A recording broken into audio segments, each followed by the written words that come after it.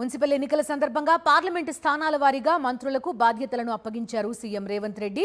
ఒక్కో పార్లమెంట్ బాధ్యతను ఒక్కో మంత్రికి అప్పగించి రేపటి నుంచి పార్లమెంట్ సెగ్మెంట్లలో మున్సిపాలిటీల వారీగా సన్నాహక సమావేశాలు పెట్టాలని ఆదేశించారు. పార్టీ బలహీనంగా ఉన్న మున్సిపాలిటీల్లో చేరికలను ప్రోత్సహించాలని మంత్రులకు సూచించారు ముఖ్యమంత్రి. మున్సిపల్ ఎన్నికల సందర్భంగా పార్లమెంటు స్థానాల వారీగా మంత్రులకు బాధ్యతలను అప్పగించారు సీఎం రేవంత్ రెడ్డి. ఒక్కో పార్లమెంటు బాధ్యతను ఒక్కో మంత్రికి అప్పగించి రేపటి నుంచి పార్లమెంట్ సెగ్మెంట్లో మున్సిపాలిటీల వారీగా సన్నాహక సమావేశాలు పెట్టాలని ఆదేశించారు. పార్టీ బలహీనంగా ఉన్న మున్సిపాలిటీల్లో చేరికలను ప్రోత్సహించాలని మంత్రులకు సూచించారు ముఖ్యమంత్రి.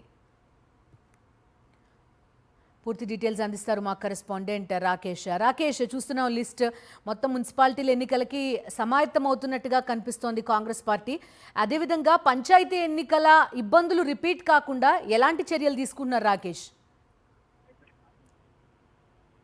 తెలంగాణ సీఎం రేవంత్ రెడ్డి కీలక నిర్ణయం తీసుకున్నారు. 2-3 రోజుల్లో మున్సిపల్ ఎన్నికలకు షెడ్యూల్ రానున్న నేపథ్యంలో ఇప్పటి నుంచి కసరత్తు మొదలు పెట్టారు. మొత్తం పార్లమెంట్ లో కూడా ఎక్కడెక్కడ ఎన్నికలు జరుగుతున్నాయో అన్ని పార్లమెంట్లకు 15 పార్లమెంట్లో ఎన్నికలు జరుగుతున్న నేపథ్యంలో 15 పార్లమెంట్లకు ఇన్ఛార్జి నియమించారు. 14 పార్లమెంట్లకు మంత్రులను ఇన్ఛార్జిగా నియమించగా ఒక పార్లమెంటుకు ప్రభుత్వ సలహాదారుని ఇన్ఛార్జిగా నియమించారు. మల్కాజిగిరికి కోమటిరెడ్డి వెంకటరెడ్డిని, అలాగే చేవలకు శ్రీధరబాబును, కరీంనగర్కు తుమ్మల నాగేశ్వరరావును, ఖమ్మంకు కొండ సురేఖను, మహబూబాబాద్ కు తమ్మ ప్రభాకర్ను, మహబూబ్నగర్ కు దామ రాజనరసింహను, జహీరాబాద్ కు అజరుద్దీన్, మెదక్ వివేక్ను, నాగర్కర్నూలుకు వాగిరి శ్రీహరిని, నల్లగొండకు అడ్లూరు లక్ష్మణ్, భువనగిరికి సీతక్కను, నిజామాబాద్ కు సుకుమార్ రెడ్డిని, వరంగల్ కు తుమ్మిరెడ్డి శ్రీనివాస్ రెడ్డిని, పెద్దపల్లికి భూపల్లి కృష్ణారావుని మంత్రిని నియమించారు. ఆదిలాబాద్ కు మాత్రం సుదర్శన్ రెడ్డి ప్రభుత్వ నియమించారు.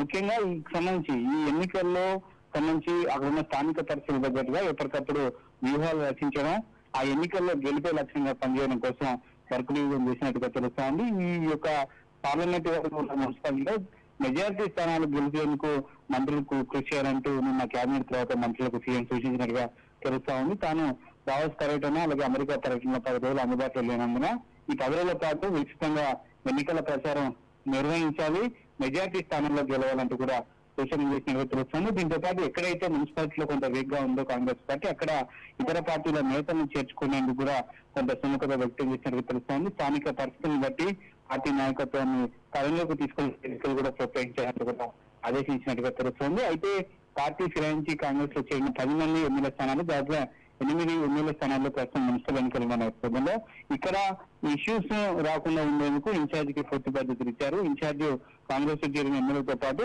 అక్కడ కాంగ్రెస్ నుంచి పోటీ చేసిన అభ్యర్థితో కోఆర్డినేషన్ చేసుకుంటూ సీట్ల విషయంలో కాదు, ప్రచారం విషయంలో కూడా మొత్తం వ్యూహరచన చేయాలంటూ కూడా ఇన్ఛార్జికి బాధ్యతలు ఇచ్చినట్టుగా తెలుస్తోంది. ఓవరాల్ గా ఈ 2-3 రోజుల్లో కసరత్తు చేసుకుని ఎన్నికల ప్రచారాన్ని వేగవంతం చేయాలని చూస్తుంది సీఎం. దావోస్ అలాగే అమెరికా పర్యటనలో వచ్చిన తర్వాత ఫిబ్రవరి 3 నుంచి 9 వరకు మొత్తం 9 ఉమ్మడి జిల్లాల్లో బహిరంగ సభలు పెట్టాలని కాంగ్రెస్ పార్టీ ప్లాన్ చేస్తా ఉంది. పీసీసీతో పాటు సీఎం, ఇన్ఛార్జి అలాగే మంత్రులందరూ కూడా ఈ సభల్లో పాల్గొంటారు.